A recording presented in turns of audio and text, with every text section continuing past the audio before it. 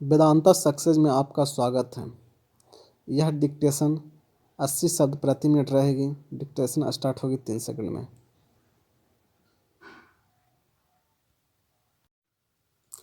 आज आंकड़े यह दर्शाते हैं कि अब भारत में प्रति मिलियन पर 112 की न्यूनतम मृत्यु दर है और प्रति मिलियन पर 130 न्यूनतम सक्रिय मामले हैं।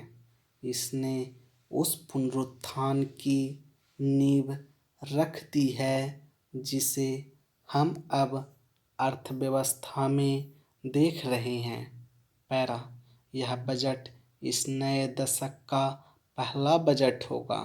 यह बजट एक डिजिटल बजट भी होगा और जो आप सभी के समर्थन से संभव हुआ है।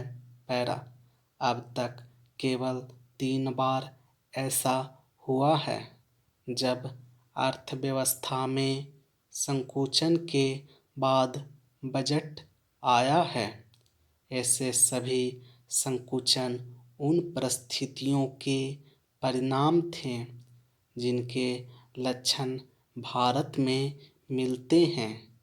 इस बार हमारी अर्थव्यवस्था में संकुचन वैश्विक महामारी की वजह से हुआ, ठीक वैसे ही जैसे अनेक अन्य देशों में हुआ।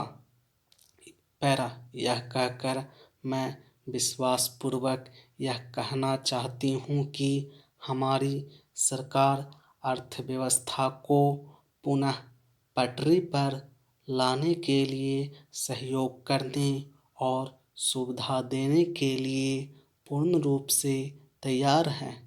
यह बजट हमारी अर्थव्यवस्था को ऊपर उठने और रफ्तार पकड़ने के लिए वह हर अवसर उपलब्ध कराता है जिसकी इसे दीर्घ स्थायी विकास के लिए दरकार है।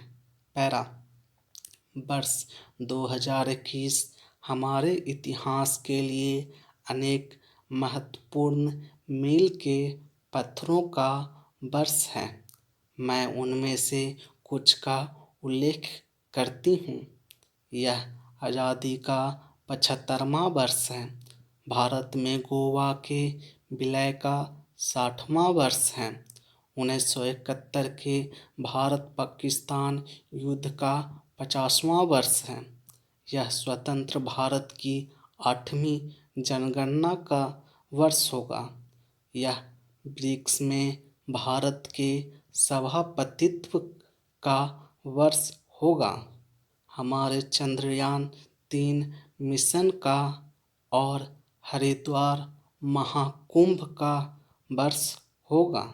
पैरा, अध्यक्ष महोदय, मैं बजट के भाग क को प्रारंभ करने से पूर्व मैं इस बात का आभार प्रकट करने के लिए एक क्षण लेना चाहूँगी कि हमारे जैसे देश के लिए पृथक रहना और दूरी बनाए रखना किस तरह पहाड़ जैसी चुनौतियों के रूप में प्रतीत हुआ।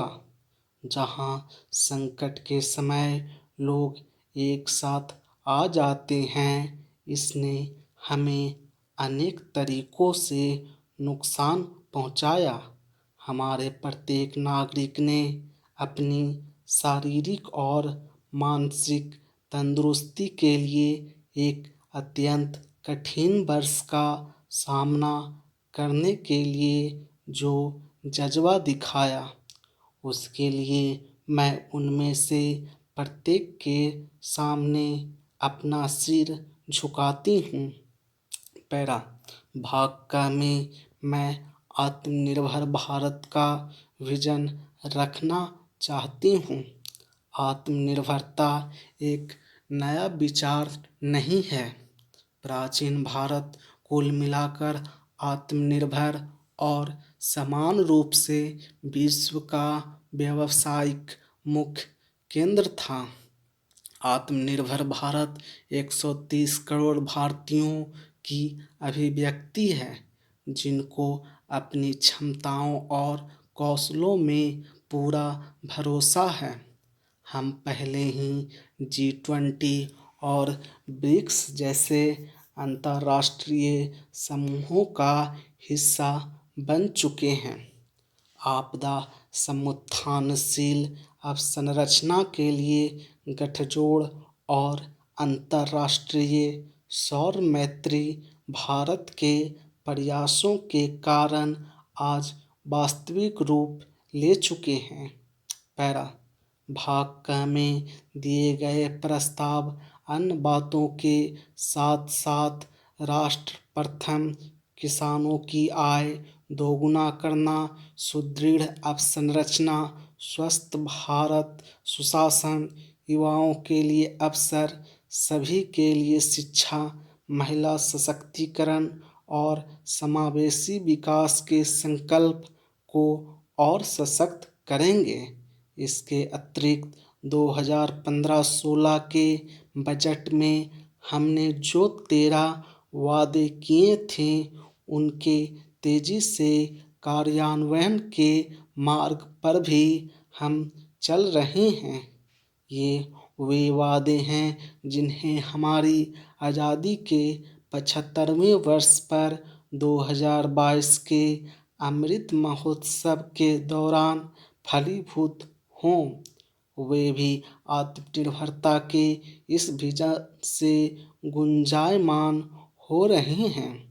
पैरा 2020-21 के बजट प्रस्ताव 6 स्तंभों पर आधारित हैं: स्वास्थ्य और कल्याण, भौतिक और वित्तीय पूंजी और अवसंरचना, आकांक्षी भारत के लिए समावेशी विकास, मानव पूंजी में नवजीवन का संचार करना, नव परिवर्तन और अनुसंधान एवं विकास, न्यूनतम सरकार और अधिकतम शासन।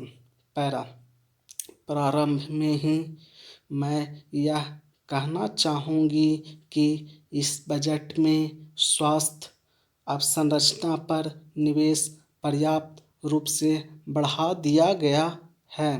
प्रगामी रूप से संस्थाएं जैसे जैसे अधिक समायोजित कर पाएंगी, वैसे वैसे हम अधिक से अधिक सहायता करने के लिए प्रतिबद्ध हैं।